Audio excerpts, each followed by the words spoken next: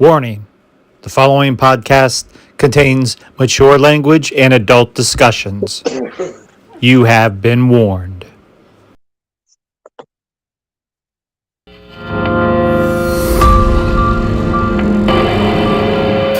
Welcome to the store.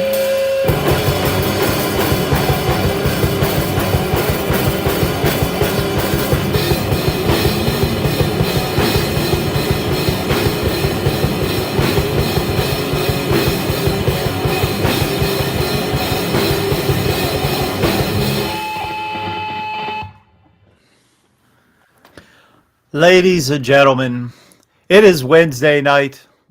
And you know what that means?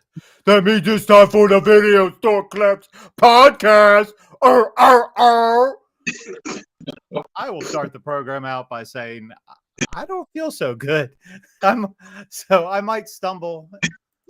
But either way, we will perform some silliness tonight, as we do every night for the entertainment of you, the good people. So join us in the chat because the store is opened and we will go through the show as we always do with the news. We will talk the Wes Craven hidden gem, The People Under the Stairs. And then we will proceed onto our random clip of the week, in which we will pick a random clip from a random movie and see what happens. But we are your clerks for the evening. Conspicuous by his absence, you will notice that Mike is not here. Our correspondent is currently running around the streets of Los Angeles right now as we speak. He said he will pop in at some point. We have no idea what's going to happen. We have no idea where he is or what he's doing. So we're live. It should be interesting. But we are your clerks for the evening. I am Dave. Chadman. I'm Chuck. This is Whitman. Are we frozen? Insane. No. Yeah, you were for a second. I thought it worked. I'm looking at the screen. No, you kind of are. You're frozen again. You're frozen. Do you guys have a storm down there? Yeah, you're glitching up pretty good.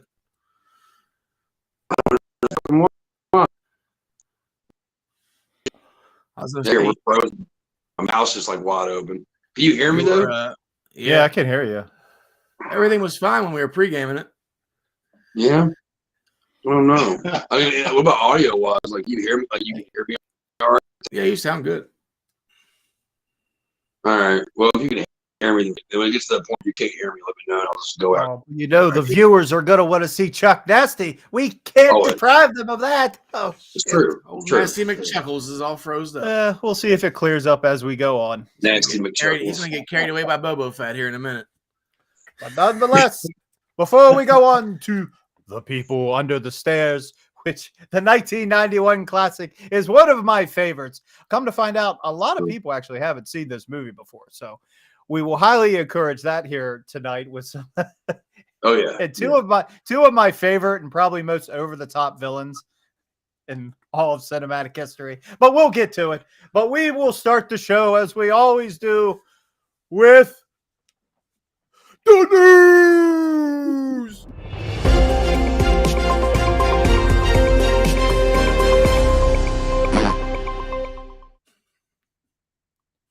If there's a hole, it needs fill. Oh, Jonathan Majors. Didn't see that one coming. Good job, Marvel. What? Jonathan Majors. Who? Oh. Remember, I don't keep up with that shit. I don't know who you're talking about. The dude that plays Kang the Conqueror in Marvel, and he was just in Creed 3 as the villain. What about him? He got arrested for domestic violence this past weekend. His, I believe, 30-year-old girlfriend. Somebody's at the door. Hey! Hold on, gentlemen. Are you standing in front of the house? Where you at? That looks like a house to me. They do have a fence up.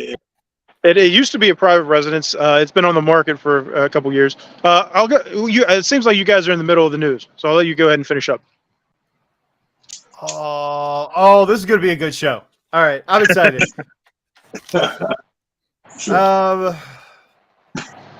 Yeah, apparently all the people that knew the guy, like people like in that he worked with at like New York theater and stuff, were like, yeah, he's always been like that. He's like a sociopath. This is just the first person that ever turned him in.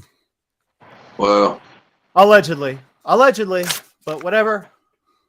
Well, I mean, it's like that little Batman. fucker that plays. Well, it's like that guy that plays the Flash. He's a complete piece of shit. He shouldn't be in Yep. fucking movies at all. And Agreed. now Marvel has their own, so that's cute. The Batman Part 2 will reportedly include a live-action Clayface. In box office news, Shazam Part 2, which bombed at the box office this previous weekend, took another 60% dive. It's Shazam. What were they expecting? So, yeah, that's the last time I'm kicking that dead horse. Sounds like you have a lot of depressing comic book news. And There's a keeping joke along going those on. lines, Liv Tyler, you remember her? Oh, She played Betty Ross in the Edward Norton Incredible Hulk. Well, she has been spotted on the set of the new Captain America movie starring Anthony Mackie. Good for her. Doesn't do anything for me. Don't put any money in my pocket. In remakes that nobody asked for. Are you ready for this week's? You're not going to believe it. Maybe you will. I don't know. The X-Files is the next one that is underway to get a reboot. Chris Carter confirmed, and Ryan Coogler, who directed Black Panther, is at the helm to put a new take, a new spin on the series. Why? No. That's what's the news. That's my problem with the news, because when you do the news, you ask yourself one question. Why? Why? This is one of those moments where you need to have a clip of Michael from The Office. God, no. Yeah. And that concludes the news, because you know what? You know why? Because that's all I can take. That's all I can do. That's all I can handle. Thank you. Now let's go to some happy news. Mike, where are you at? I am on location, just south central Los Angeles. And based on our topic for this evening, you'll recognize the house right behind me. It's the Robeson house from People Under the Stairs, the actual house where they filmed. Oh shit, that's wild. Dun, dun, dun. That's awesome. Yeah, that's So yeah, I mentioned earlier, it used to be a residence, and then it went up on the market a couple years. They won. The last I heard, they wanted like $2.5 million for this place, and obviously they didn't get it. It's hard to tell. Let me flip this around here and see what you can see. How well can you see this? Because I'm holding it from the back. Pretty good. pretty good. Yeah. Okay. Yeah, it's good. You can't tell, but everything inside is pretty much empty. They have a sign up saying for filming and events. So obviously they're taking bookings for anybody that would like to come and rent the house out for filming. Other than that, it's, the windows, one of the windows looks like it's busted out, and it's just, doesn't look like the upkeep has been very good on it. So obviously nobody's living here. But it is a private property, so unfortunately we're not going to be able to go in. But I wanted to be able to come here and give you guys a glimpse of what the place looks like now. And see, this is the driveway where the van and everything pulled up. And That's awesome. You can really tell this is basically the whole place where everything happened. There's the driveway, the house. So there you have it. That's fucking cool, dude. That is so cool. Wish you could at least go around back, though. Yeah. I don't know if I can. Let me see. Let me see what I can mimic here. Oh, we're gonna watch Mike get arrested. Live arrest right here on Video Store Clerks. But yeah, go ahead into your review. Discussion. So yeah, this was I one think- Wes Craven wrote and directed. So you know it's going to be good. It was one of the most deranged movies ever, and it actually falls into these times that we're in now. Yeah, Like, 'cause the whole, I went like- back and watched this after a long ass time and really like I found myself laughing a lot more. I think Yeah, it And I had did. a lot of funny shit in there. like he was Wile E. Coyote there like halfway through the movie. Well, actually, Whitman over I here love made that a good dude. point. You know who else? It was your idea. It was what you said. Well, I mean, I just brought this up. It's very reminiscent to me of Evil Dead 2. It looks, Hmm. you know, a Bruce Campbell could have totally pulled that same role off, I think, at that time period anyway. The way he moves and just like the silliness, it's got an old school kind of Evil Dead feel to me. I couldn't Oh, unsee it. he was great. Yeah, he would have been great in that part. But those two that played the mommy and daddy or brother and Brother and sister, or sister, whatever. White Stripes, Weren't- whatever they call them. Yeah, weren't they husband and wife on Twin Peaks or something? Yeah. I think at the Yeah. time. Yeah. That's what made Yeah, they were Raven both- want them for the movie. He saw their chemistry on Twin Peaks and was like, I want these two to Oh, play some but creepy they're villains. great. They're great. Because she even said Yeah, it was like one of her funnest moments ever filming because she had a lot of fun on set playing that character. Oh, I would He too. was just totally unhinged, just, you know. Uh-huh. Yeah. Yeah, still to this day, people will say that it's like Wes Craven just wanted to make the most fucked up episode of Twin Peaks ever. You know, Yeah. based on how the film turned out. He's like, oh, I'll take these two actors from the show, and then we're just gonna turn it up a notch. I always say it's like there's certain shows that would be so much better if they weren't on cable. You know, if they were on HBO or Showtime, and you could, you know, have profanity and have more violence and everything. And if you took Twin Peaks and just cranked up all that crazy shit, that's what you get with people under the stairs. Yeah. Which, And it's even a little bit like if Home Alone was a horror movie. Yeah. Yeah. yeah. You'd 100%. Should I can't you get want around to go for a little bit of a plot synopsis for those that may have not watched this for whatever reason? we could provide that. Sure can. I figured you would be pulling up a VHS tape. or Yeah, I something. thought you. I thought for sure you. We're back to the box set here. Yeah, it's been one of those days where this happened to me twice, where I could have swore I had something, and I can't find it, so I may not. So I'm second guessing myself. So I don't have it back in the box tonight, which is sad. Oh. 'Cause I know I've got it somewhere. I had this movie. I know I did. I did. Well, Yeah, I can't get around to the back of the house. There's all kinds of private residences and everything like that, so I can't even get a good view of it or anything. And I'm not gonna, you know, go on people's property or anything like that. I always try to be respectful of all Really? Do private like back in the property. day and just keep hopping some fences. Yeah, we ain't kids no more. Right? well, we're only 13 minutes in. We'll figure something out.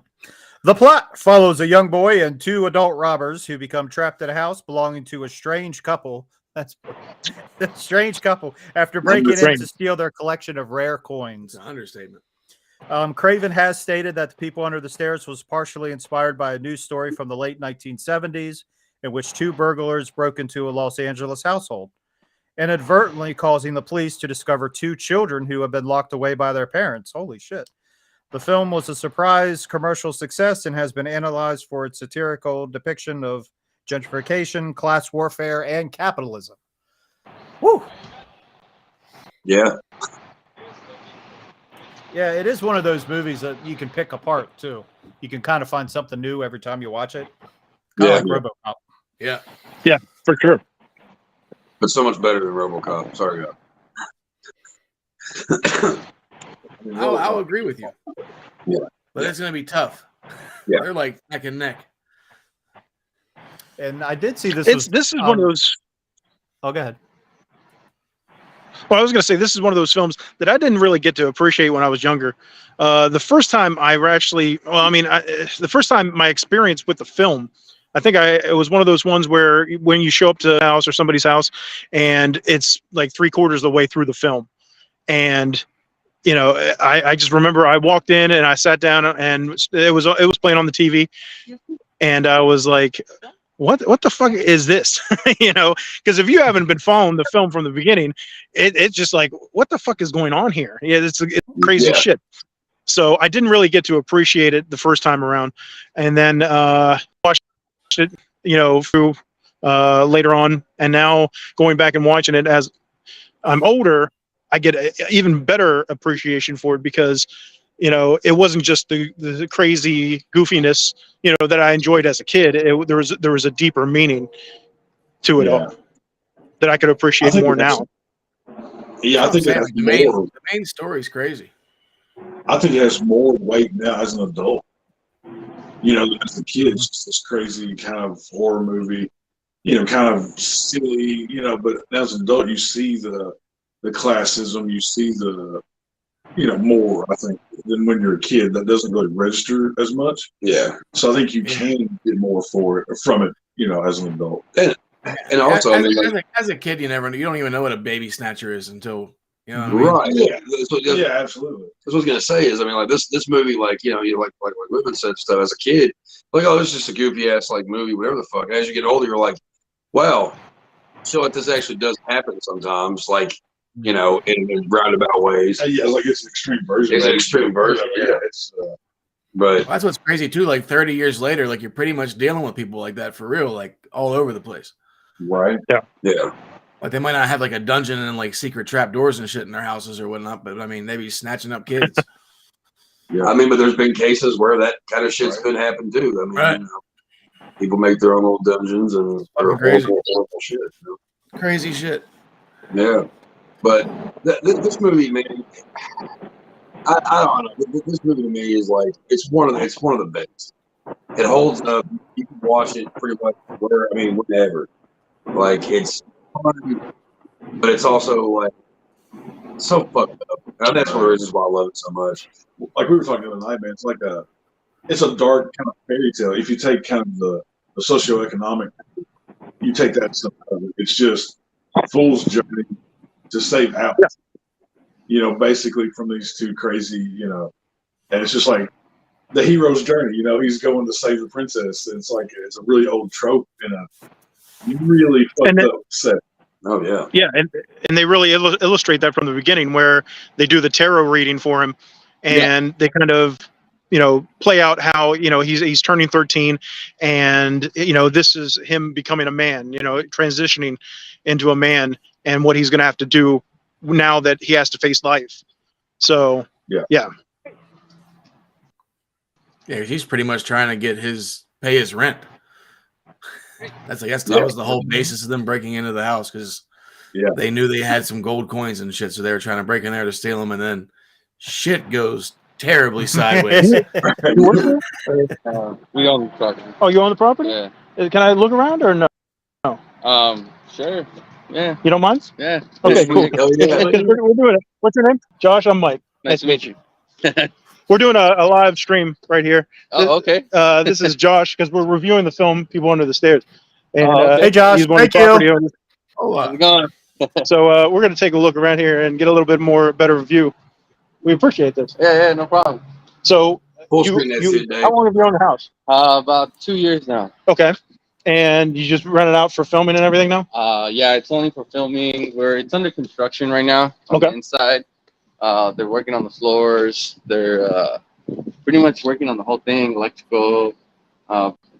We put new AC in there. We're restoring all the windows, trying to keep it intact. And then has the whole backyard. We did this whole part. It's all original. Whole backyard's original. That's what you get. Right. But yeah, pretty much solid Venice construction. It's kind of gutting everything out first. Yeah. How old is this house? 1903, I think it was. I believe so. Yeah, I think I remember reading it was from 1903, and I think the original. Thomas. What was his name? Do you know his name? McMillan or something like that? No. Was it Phillips? Phillips, maybe. Phillips? Thomas Phillips or something like that. Yeah. He was like one of the original people out in LA. Like he was a big deal in LA. Like whenever Los Angeles was being built and kind of formed into what it is today, he was like one of the pioneers of Los Angeles. And this was the house that he decided to build. And I believe he was a doctor. A doctor. Yeah. So big wig out here in LA. Ended up building this property. Amazing. Over 120 years old. That's crazy. And yeah, like he said, they're going through, and there's a lot of work to be done on this place. Yeah. Hey, Mike. Yeah. Or you said Josh? Is that his name was? Was your name Jack? Yes. Josh? Hey, question. I got a question. Did you buy the house because of it being people on the stairs, or what was the?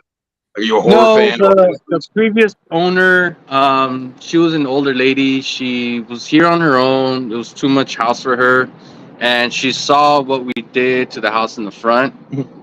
So nobody wanted to deal with the construction. We have our own construction company. And this is pretty much what we do. So she wanted to sell it direct to us. So we just made a deal and took over. Yeah. Nice. Much. Yeah, man. Thanks for letting us. Are you still asking 2.5 for it? We're not selling it. Okay. Yeah, we're not. I remember seeing an article from like 3 or 4 years ago where the asking price was 2.5. It might have been the lady. Not sure, but since we bought it, our plan is just to keep it. Yeah. I have a bunch of brothers, so and you've seen the film, I assume. Yeah, I've seen it. It's cool. A lot of people stop by, actually. You know, sometimes it's a little like, oh, what's going on? You know, but once I started, learning and see what the house is, and a lot of people actually come by and take pictures and stuff, take videos, and it's nice. You know. And you don't mind? Right? No, I don't mind. Because they're just fans, film and everything. Yeah, they're just doing their thing. People come out from different parts of the world, and they actually just pull up and they have their cameras going, and but yeah, so we decided to put up a sign, and people want to come film, we'll let them. Yeah, very cool. Because there's a lot of places where like people they'll own the property and they rent it out for filming, and it's become famous, and then they have issues with people showing up and taking pictures and all that stuff. Yeah, some people have issues. Some people get weird about it. So that's cool that you guys, let people enjoy the experience and everything like that. We don't worry about it too much, Right. They're doing their thing. Another thing a lot of places do is they restore places that are either haunted or famous or whatever, and then they rent them out as like B&Bs, like, oh, stay a night at the people under the stairs house for $300 a night or whatever. Yeah. So is that something you've been thinking about, or? No, it's just we kind of just want it for the family and for filming. Okay. And our construction takes care of everything, Oh yeah. So pretty much we just wanted it for the family. Sure. Yeah. Good investment. Yeah. Yeah. And we restored that one. It took about 3 years. This one wasn't so bad, so it's coming along nice. But then we took over the one next door. Mm-hmm. Then we started restoring that one as well. So and they've used that for. There's another property across the street they've used for all kinds of different films as well. Also, this one they used in Rob Zombie's Halloween remake. The kitchen scene. They used the kitchen here for the Rob Zombie remake. So that was a little bonus stuff as well. And the place across the street that I was just mentioning was they used that for Rob Zombie's Halloween, where the young Michael Myers, I think, killed his sister, and other footage from that film. So not only is it people under the stairs, but there's a history here with other films and everything like that. So very cool place. Is it cool if I take videos and just look in the window here? Oh. Wow. That they've had here for the longest. So we've all just left them. Just left them here? Yeah. Look at this. That's awesome. Wow. So yeah, a lot of work. You can see. That's cool. You don't mind if I walk out? Appreciate it.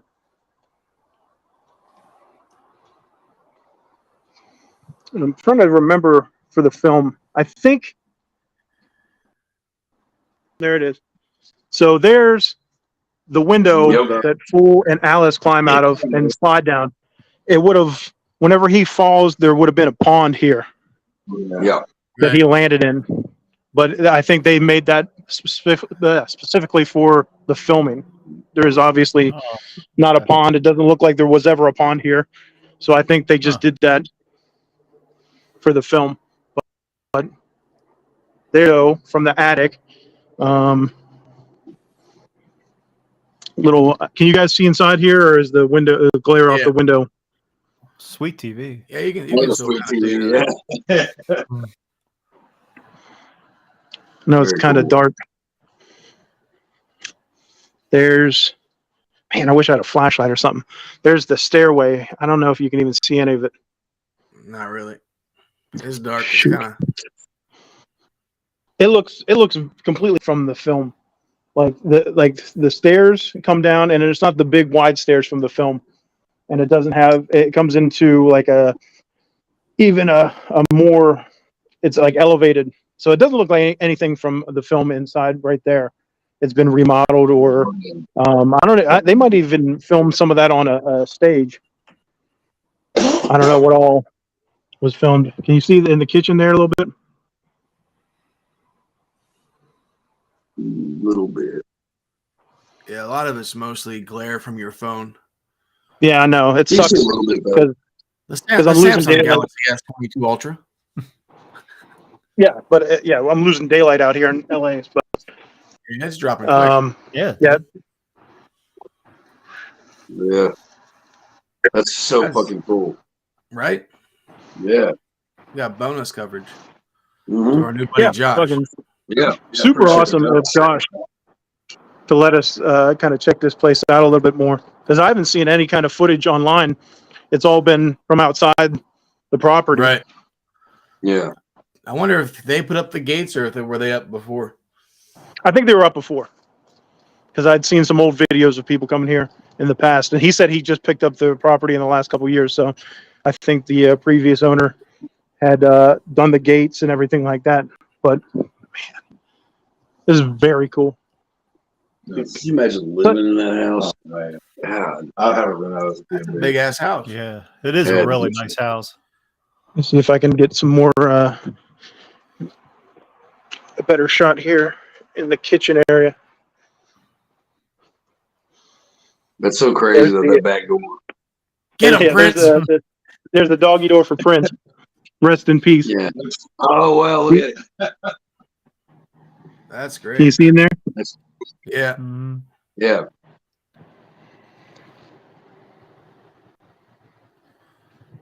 And I'm holding the camera backwards, so it probably looks like shit half the time. That dirty boy got to our Alice.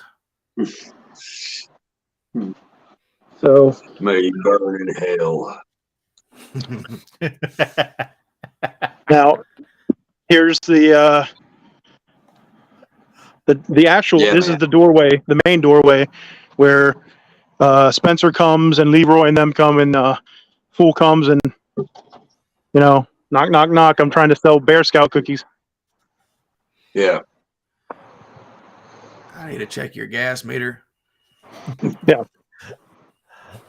And she notices the skull ring. Yeah. So yeah, very cool stuff here. Fucking Mike's didn't actually be there. And I could imagine. I'm freaking out just looking at it. Like I could imagine actually being there. Yeah, it gets dark quick out there. Yeah, it does. Yeah, I Yeah, wish it would be God, 20 here, minutes. one of the motion lights just came on, so there's a little bit more light. I wish I could have got here sooner, but it would have been before you guys went live. So, this worked out pretty good out there. man. Oh yeah. up here on the porch, there's the front yard. This is where they get confronted. You can't see shit now, but here's the front walk where they confront them, and all the neighborhood comes. And at the end, the money shoots out and there's money all over the place, and the people under the stairs have escaped to real life. But with that awesome rap song they play at the end. Yeah. Well, that was originally recorded at the end of Do the Right Thing. It was, yeah. Women and I were discussing that, how the end of it is very, very like early 90s. Mm-hmm. Like, you know, it doesn't match the tone of the film at all. Right. And you have to, there's always the ending with somebody smiling at the camera. And this time it was Jan Birch or Burke or Birch, whatever his name is, who was one of the people under the stairs. Like the main guy, like he's smiling and he just goes to, like, you know, like think about how many movies back then did that, you know? Right. Oh yeah. So they all did it. There we got the bonus deal for Josh, man. That was very cool hookup. So props to him. If you see him before you walk off there, just make sure you let him know how much we appreciate that one. Yeah, definitely. Oh, for sure. Yeah, but I didn't know how that was going to go at first when he walked up to you. I was like, "You get ready to get run off," and he was actually really cool. So, he had come up and they had opened the gate, and they were coming back up, and I just asked him. I was like, "Oh, do you work here?" And he said he owned the property, so that worked out even better. Right. Oh yeah, man. Bonus coverage. Yeah, for sure. More than what we thought we were going to get tonight. True. Yeah, definitely. Hell yeah. I thought I was just going to be able to get the front of the house, but yeah, just seeing that back window, you can. I don't know. That's the same for me. Yeah. Being in the back was to me that was the best part. Yeah, for sure. You can see those scenes so clear in your head, you know. Right. Right. They focus more on the backyard. Don't shoot your gun outside. So good, The acting. Mommy and Daddy, they did such a good job as these characters, and they make the film. As fucked up as they are, you're just the whole time you're trying to figure them out. You're like, what is going on here? Yeah. You don't even realize at first that they're related, and at first you just think, oh, these are just greedy people that are just buying up properties and trying to take money out of the community for themselves. And now going back and watching it's one of those things where you can tell there's a message there as far as class goes, and the rich and the poor. There's a racial divide and everything like that, especially in the early 90s, in Los Angeles. That was a big time where there was a lot going on, a lot changing out here. And Wes Craven was trying to make a point, with a lot of things. And you could tell, it's just these little metaphors. He took little fucked up situations and turned them to metaphors, and it works out so well to where, it's entertaining and it's thought provoking. Right. It's social commentary without it having to take away from the story. Yeah. And then it's not so much, and there's not really metaphors. It's just kind of out there. It's pretty much obvious. You know what I mean? Like I kind of wish more movies of that now. If you're going to get a fucking point across, don't just sit there and fucking beat around the bush. Just fucking tell us what's going on. And this one pretty much does that, without being it's not, political. Daddy's in the base carving up Leroy and eating him, feeding him to the people under the stairs, and it's like, oh, he's saying, no, the rich are eating the poor out here, and in the film it's literal. He's actually eating the character, but the metaphor explains, gives it that deeper meaning to where, the rich were trying to take from the poor. They were trying to eat the poor, not literally, but they were trying to take what they had and have it for their own selfish needs.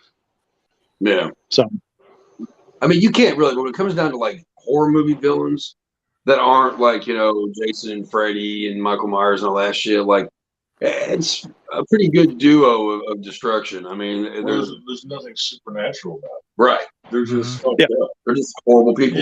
And they're just really out of control as far as what they. I never understood why they had all that money in the basement, so they could have done anything. Like, why didn't you just buy up all the property around you? Because then there would never been any suspicion whatsoever. They don't have to worry about people hearing gunshots or anything like that. Because there's a little bit of things where if you nitpick and you're like, well, people would have heard gunshots, or people would have picked up on the fact that other people were missing every time they went to this house. And there was even like the stories that the grandfather knew about the house and everything like that. So, there are little nitpicky things that I could see people criticizing, but overall, very good story, very enjoyable. Like I said, if you watch it, and especially if you miss it half the story, it's so weird. Like everything that's going on, you're just like, this is so fucking weird, man. I like. You got cannibals, you got incest, you got it blew my mind everything. when I was a kid, right? Because I rented this movie just based on the cover of the box. Right, so you see a house and a skull, and you're like, people under the state. All right, so my little kid brain, it's like zombies or some kind of, And then I take it home and watch it, and I'm just like, what is this? What is this? Just over and over again, like, what is happening right now? It's just like, there's trapdoors in the house. There's a dude in the gimp suit. There's all kinds of people action under the stairs. Yeah, you got sadomasochism. You got, all kinds of crazy shit. Such a mind blowing, but I think it's Wes Craven's best film. I'm with Living on this. I think it's his masterpiece. I like it more than Freddy. I like it more than Scream. I think it's his best, but it has to be. And it's one of those ones that falls kind of between the cracks, because you got the 80s where he was doing Nightmare, and then later in the 90s he got into the Scream franchise. So this kind of falls in between, where he did this, he did Serpent and the Rainbow, a couple other films that never really hit like the Scream or the Nightmare films. And it's those that, because they're not mainstream, that people don't praise as much, and it's kind of got that cult following more so. Yeah. True. And it is one of those in-between gems. Like Serpent and the Rainbow, New Nightmare. There's but it's probably one of his most deranged films. Like, it might be one of the top 10 deranged films of all time, like, in my opinion. Like, it's fucking up there, man. Well, you can tell that. Go ahead. A lot of directors and stuff, a lot of times will almost take from their other movies, and there's similarities to this movie or that movie. People Under the Stairs, he didn't make another movie like that. I've never seen another movie like that. I mean, like if you didn't know it was a Wes Craven film, you wouldn't almost know it was him. I wouldn't put that director on this movie. I didn't know. He always tried to do something different. Yeah. Like every time. And he had a knack for, you talk about movies with social commentaries and political and all. Nowadays we just get beat over the head with it. And I didn't feel like I was getting beat over the head with this. The protagonist wasn't annoying at all. Right. I rooted for Fool. You wanted him to come out of it and be okay. He wasn't annoying at all. And he was a child actor. He was 10, 11, 12 years old. However Very young. he was. Yeah. And he wasn't annoying at all. No. Yeah, no, it's true. Because most kids in horror movies annoy the fuck out of me. Fucking Danny and fucking Shining, both versions of that those kids can kiss my ass. One kid's like, and the other one's just annoying. You got the kid in House by the Cemetery, more annoying than the fucking Shining kids. If you haven't seen that movie, I love that movie, but that kid is so annoying. He's in 2 bullshit movies. But this one, Fool, he's a cool kid. Yeah. He tries his best, even though he's already cursed with the fact that that's his thing, though. It's his 13th birthday, and his name is Fool. So he's got all the odds against him. And it goes back to the fantasy thing. It's like the odd man is. It's like because like in fairy tales and stuff, you have this guy and that guy is big muscle by motherfuckers. They're gonna go get that princess.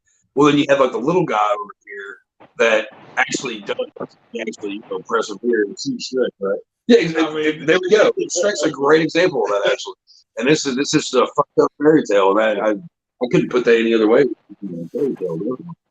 And it's it goes through his struggle. You see at the beginning where his grandmother was his mom. Was it his mom or his grandmother? His mom. Yeah, had cancer. And she was dying. And it's like, they don't have the money. They don't have the money for the rent. So he's she tells him, you're the man of the house now. And he feels that responsibility that he's got to take care of things. And when you're 13, you can't just go out and get a job. You got to find something out, and because that bad influence of Leroy's there, it kind of gets in his mind, like, should I do this? Should I not do this? I have two roads I can go down here, and this other one, it might not be a good one, but I have to do what I have to do for my family. That's the most important thing. And even the character of the Alice character, you're very sympathetic to her because you see all of the abuse and the trauma that she goes through by, living with both of them, because it's like a mixture of the worst shit you would ever want from parents. You got a father that's physically abusive, you got a mother that's mentally and physically abusive, and it's just pure torture to that poor girl, and she doesn't know anything else.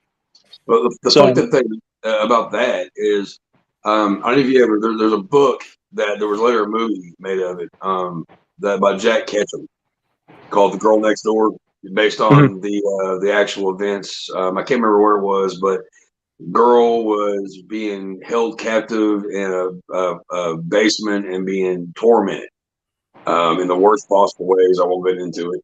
And in a way, this has a lot of that kind of like that same thing. And then it also goes down to what we were talking about earlier. When you get older, you realize sick shit like this actually kind of does happen. And still happens.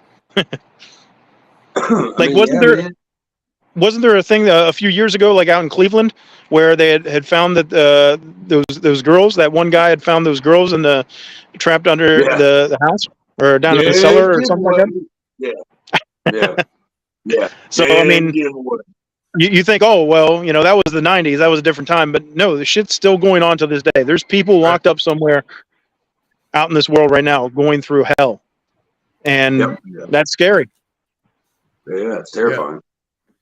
But this is also one of those movies too that, and I was telling women this when we were watching it the other night. It doesn't matter how many times I see this movie. Every time that I watch it, even knowing the outcome, I'm still like fucking getting up. Like it still has that like it gets your heart racing a little bit. Like there's not too many movies that do that to me still. It's super watchable. Yes, like on just any level, you can rewatch it. It's still entertaining. You can pick up little stuff out of it. Like it's a good thing, man. It's way up there on my list. Completely. Yeah. Yeah, it has everything. Like it has like the creepy aspect. It has some comedy thrown in there too. Like whenever freaking Daddy's getting his head smashed over the head, like he's always getting like his head bashed in. Then like Roach pulls him through the hole in the wall, and then Roach shoots him with the freaking slingshot. Like that shit always fucking cracked me up. And that's another thing. Wes Craven loved mixing his horror and his comedy together. You even see that with the Freddy character.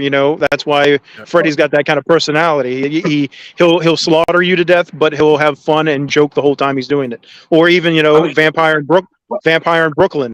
Wes Craven loved mixing comedy and horror, and he does a good job of it. Except for Last House on the Left, he tried doing it in that, and it wasn't really the right time. Right. Like, how do you pick that movie of all plots in any movie that had these fucking goofy ass like moments? It was early. Whatever. It had its place. Whatever. It can't all be winners. Right. And actually, here's what we're talking about a minute ago. Talking about how many movies that that he's done and whatever. Like, what do you think is his masterpiece? Do you agree with us that this is his masterpiece, or do you still go with Freddy or whatever? I'm curious.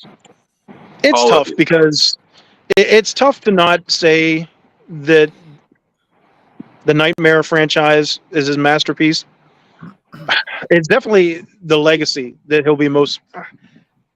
Maybe it's to me.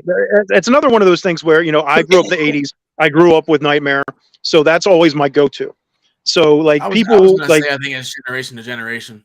Yeah, the next generation, like my brother, he was a '90s kid. He probably would say Scream is the better shit. And like you said, Chad, it's a generational thing. So it's tough because Freddy became such a worldwide phenomenon that how can you not look at that? If you're looking at it's tough. But like cinematic, ignoring that fact.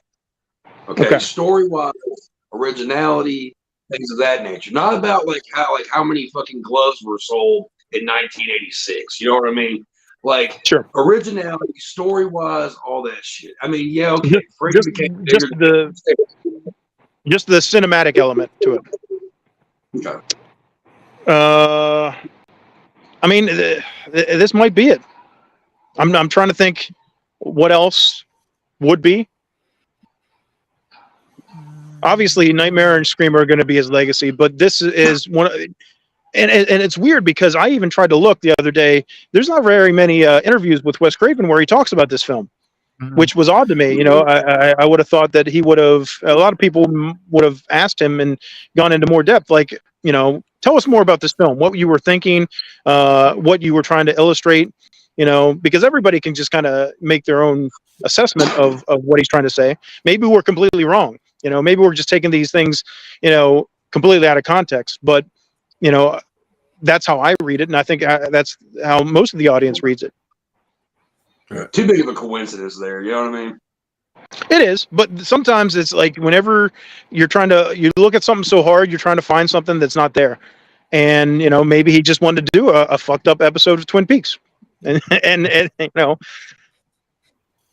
But hey, I think he really did. I think that was the heart of it, but you know, he wanted to insert that social commentary as well, because you know he was probably, you know, seeing everything that was going on and saying, hey, you know, I want to talk about this, you know, and how can I talk about it? You know, I'm not just going to do a film about, you know, whatever. It's got to be my style, and Wes Craven baked it in there. No, go ahead. That was it. I didn't mean Wes Craven, you know, when it comes down to the forefathers or whatever of, like, you know, mainstream horror, he's definitely up there. So I'm not saying anything against that. But out of all of them, he has the least amount of movies that I really think are worth a shit. Like, it just, he happens to have the couple that he does have that are like strong are the ones that are, you know, that they're strong as fuck. They're not in between. They're like either really good or they're really bad. Right. And if you don't believe me, go watch The Shit. Red Eye. And there was that other fucking movie he came like towards the end of him making shit. It seems to happen sometimes. But yeah, I don't know. Like, People Under the Stairs, Scream, Nightmare on Elm Street. That's kind of like the three main ones, but there's other ones that I like, but I don't know. Definitely the pillars. Right. Yeah. Well, hey guys, I'm gonna have to jump off here. I don't want to, you know, hold up Josh or anything like that. I like to try to get some more pictures of the property before I go. Try to get some more shots inside with the flash, maybe. But yeah, that was the house. And again, there's Josh. He just showed up. Thank you again. Thanks, Josh. Thank you, Josh. Thank you. Yeah, we really appreciate it. So I'm going to sign off, guys. Thanks again. I'll talk to you guys. I'll see you guys next week. All right. Later. Peace. That was fucking cool. Let's just go ahead and talk about how badass that was. Because he was in front of the house, and I'm like, that's awesome. Did not think he was gonna like be able to walk around the house a little bit. And you know, again, I thought he'd get ready to get kicked off the property, and the guy was super fucking cool. So bonus. So that worked out really well. Yeah, it worked out way better than I anticipated. Did you know he was going to the house? No, yeah, I did. I didn't. Oh well, of course, Chad did. Nobody tells me nothing. I understand. Oh, that's awesome. So he was talking about remaking this before he passed away. Yeah, they were gonna do a sci-fi series too. Oh, No, God, no. Wes Craven was supposed to do it. Yeah, I don't give a fuck. This is one movie. Just stay the fuck away from. I don't care who you are. Leave it alone. It doesn't need to be remade. Does not need to be remade. They were supposed to remake it a few years ago. Well, I'm glad it didn't happen because I'd probably be uber mad. Like, even the idea. You probably would be, since it was going to be Jordan Peele.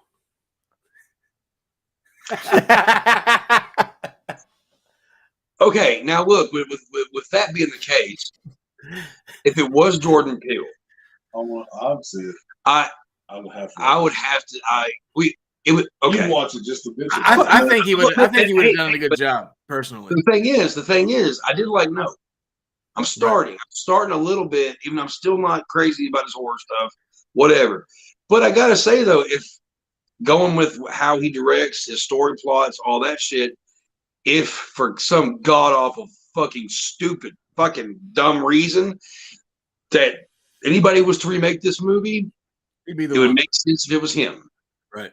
Not saying it's an idea to do. You don't have to do it. We're just saying. We're just saying. Yeah, it's a bad idea. It's impossible to fucking. There's not too many remake. Like, I mean, think about that for a second. They remake this fucking movie. It's not going to be the same fucking, like, you know, the same mother and father. You know, it's going to be some goofy ass fucking like people that we've seen 1,000 times before with, like, you know, the fucking more popular movies. And, you know, it's probably going to be young people made up to look older. It's going to be, I don't know. No. Just no. Fucking you need to stop remaking good movies and start remaking all the ones that bombed. Try to make them better instead of fucking up the good classics. Agreed. Go back to the classic Swamp Thing or something, and then fucking go from there.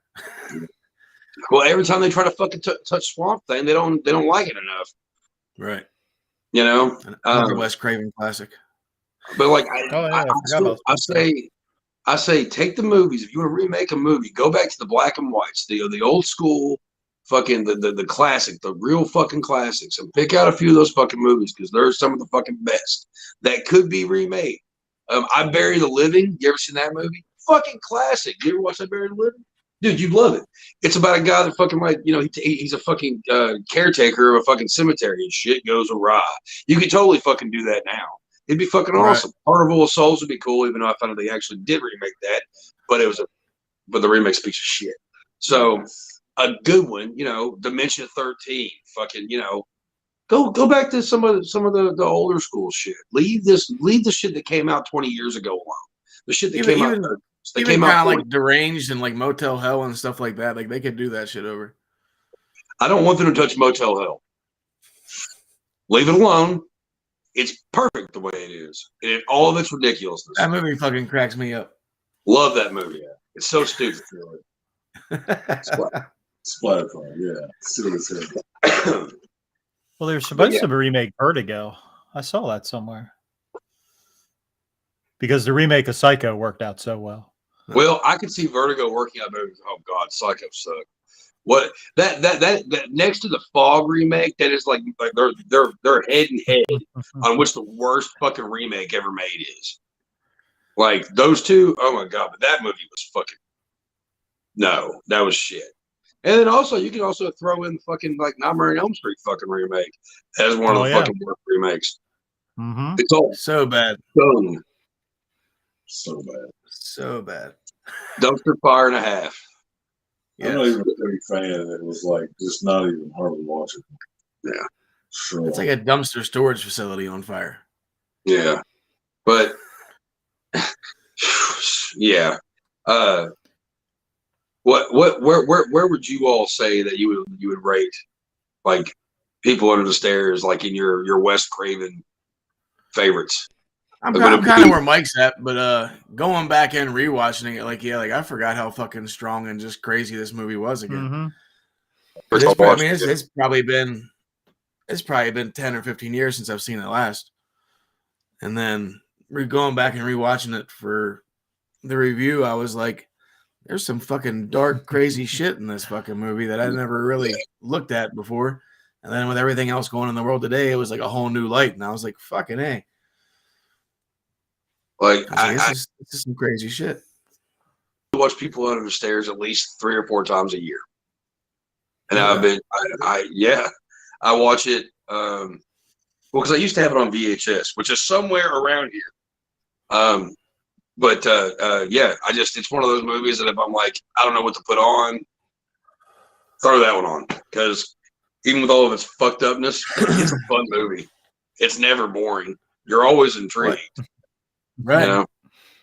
Like it's a bummer though that like nothing more aside from like what is Sandlot and then the Mighty Ducks movie that Brandon Adams, like I figured he would have popped off a little more.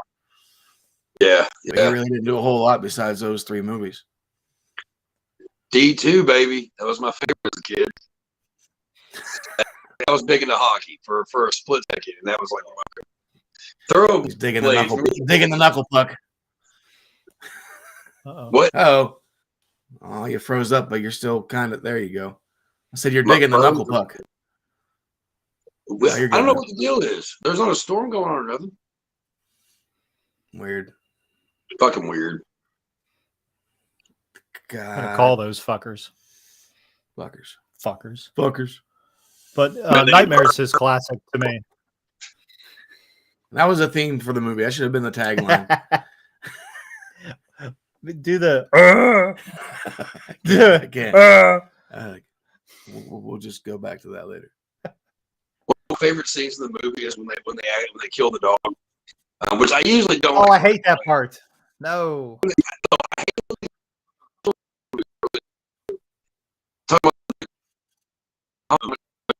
When she's, can you hear me? Okay.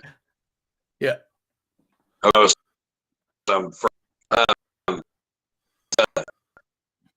Witching at others at father. Imagine all that shit. He stabs the wasted day. Got full. And he's like, yeah, he's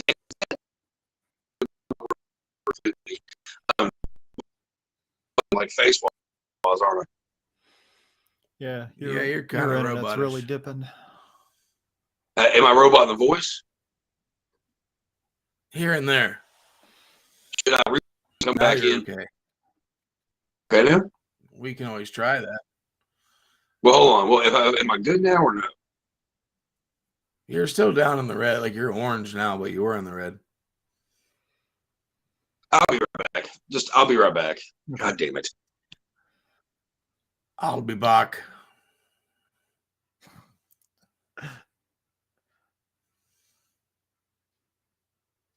Do. Things are Bam. Fun news if you have watched this film. Whenever they go into the house and you see Spencer and he's dead laying on the floor, and then Fool goes into the basement and finds his dead body and pulls the gold coin out of his hand. That's a real gold coin. Oh, yeah? Yeah, it's an American Gold Eagle coin. They said at the time it was worth about $800. Oh, shit. So that was a fun little fact that I found out going back and researching some of the shit in this film. It's pretty fucking wild. And then it was Sean Whalen's first film, who was the guy that played Roach, and he's also on Always Sunny in Philadelphia. And there's Chucky. Well, we did learn there isn't really a pond in the back. There is no pond. There is no pond in the back. How are we now? Better. Good. Okay. Yeah. Touched Well, up. I was saying a minute ago before I got blocked off here, where it was stupid bullshit, but where they kill comes up, you see her like lay into him. Oh, shit. It's just like it cracks me up. Like it's those dark moments within the highlights of comedy, or vice versa. Yeah. I just think it's funny, too, whenever he comes popping out of the wall in his little gimp suit, and he's like, he don't really ever say words. Like, he just mumbles. It sounds like he has shit in his mouth the whole time. And that fucking kills me. Right. I got him. Which also- I got him. He's just running around shooting holes in his house.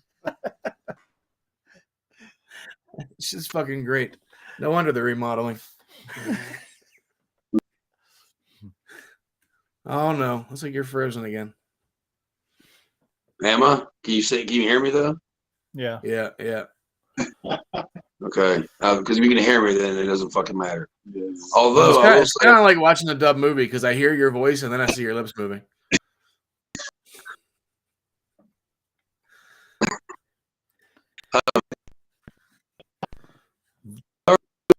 voice dubs performed by Chuck Nasty. So, he told us to comb the desert, so we're combing it.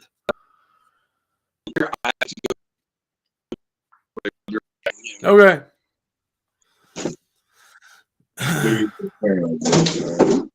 Well, between his parenting and his internet's acting a fool. It's acting a fool. Acting a fool. It's acting a fool. Fool. Oh. I give People Under the Stairs 5 out of 5. I'll go 5. Yeah, I'm gonna go 5 as well. Yeah, it's a good fucking movie, man. Mm-hmm. And it's not like, if you want something, if you've never seen this movie, if you want something, not a lot of gore, you're in a chill mood, maybe even a goofy mood. What do you kind of put it more underneath, like, say, like a psychological thriller / something? Almost a dark comedy. Yeah, Or that too, yeah. because I mean, it's got just a few like where he's cutting Leroy up in the basement and stuff, but it's got very little actual like blood or gore to it. So it's like, Right. I don't know, yeah, like a weird dark comedy. Yeah, because all you really see, though, like you said, like whenever he's feeding or chopping up Leroy and he's kind of eating them and throwing the food to the people that are locked up in the wall. And then beside that scene, the only thing you really see is whenever the dog's eating Spencer's hand. Yeah. Like, other than that, and then whenever she throws Alice down the steps to make her clean up all the blood whenever they killed Leroy, but he just gets shot in the chest a couple times and then dragged down the steps. Yeah, you don't really see a lot of mess, And then she gets blood on her dress that her mom just made. Oh God! And gets to that take was such a great hot bath. Oh my gosh! He's like, "You fucked up the dress I made. I didn't do it. Like, you threw me in the blood, bitch." They did so good at those parts. That had to have been fun. Though. All the actors did a great job in this movie.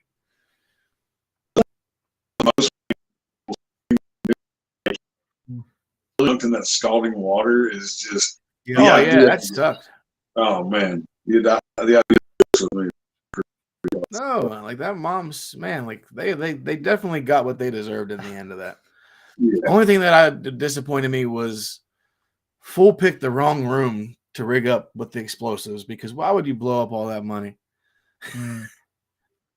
I mean, if they didn't, they wouldn't have been raining money outside, but still, like, you scorched probably, I don't know. I don't even want to think about it. No. Like, they scorched so much money. And then his little trap that he set with the coins being in the candles, so they kept that's dripping out. Yeah. Whenever the candle was burning shorter and shorter. It's pretty It's a good good setup. set. People should have moved it outside the money, Right. I mean, and the fact that a 12-year-old, 13-year-old kid thinks to do kind of some of the shit, I don't really buy it. But, I mean, I dig it. I try not to question certain things in movies anymore, but it's hard. Like,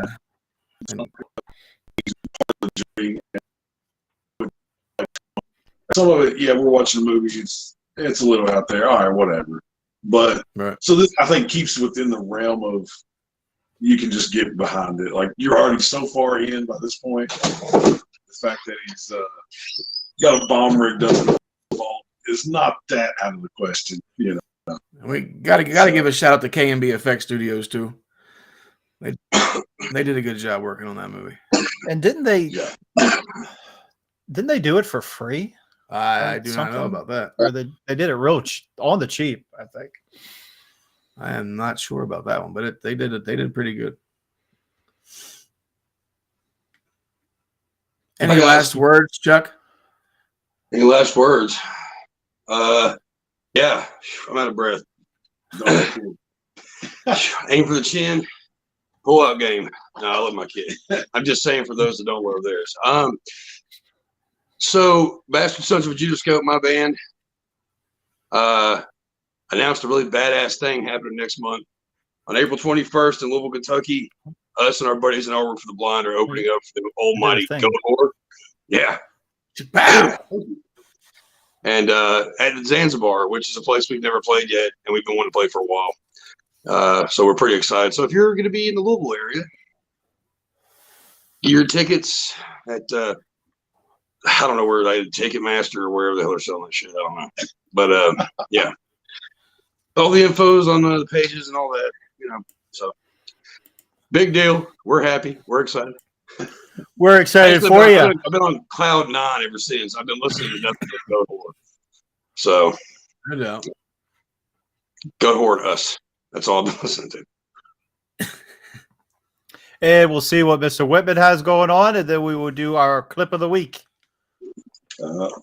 Same, just grinding on some photo shoots, and I'm still talking to Miss Jessa Flux about some pretty cool horror shoots if we can time our schedule out between some movies. But other than that, just trying to get some more stuff out on all my pages and stuff. So. And yes, you can follow Whitman at Whitman Photography on Facebook. Give him a follow.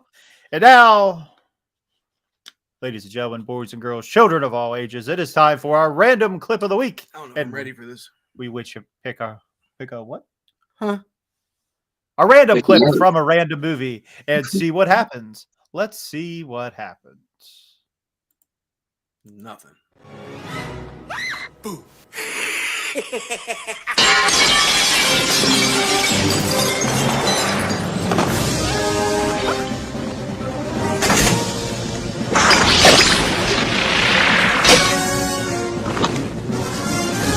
Hold on.